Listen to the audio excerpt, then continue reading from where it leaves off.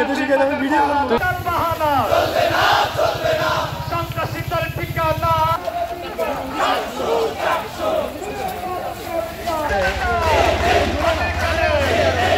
ইসলামী ছাত্র শিবির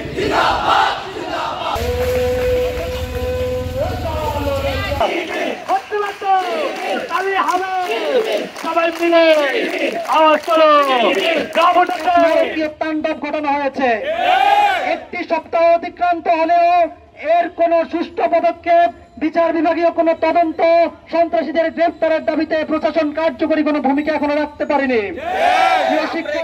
মারামারি করতে আসি নাই, আমরা কোন সন্ত্রাসীদের সাথে যুদ্ধ করতে আমরা এখানে আসি নাই, কিন্তু আমরা দেখতে পাচ্ছি প্রশাসনের উদাসীনতা, পুলিশ প্রশাসনের উদাসীনতার কারণে কিছুদিন পর পর সন্ত্রাসীদের সাথে আমাদের মুখোমুখি হতে হচ্ছে। আমরা বিশ্ববিদ্যালয় প্রশাসনকে বলতে চাই, এতদিন হয়ে গেল আপনারা কোন ধরনের কার্যকর পদক্ষেপ নিতে পারেন নাই।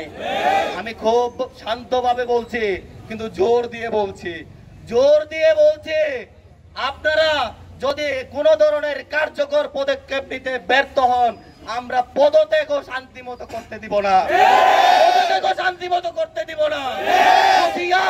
হুঁশিয়ার হয়ে যান। অনেক খেলেছেন ছাত্রদেরকে নিয়ে, শিক্ষার্থীদেরকে নিয়ে অনেক খেলেছেন।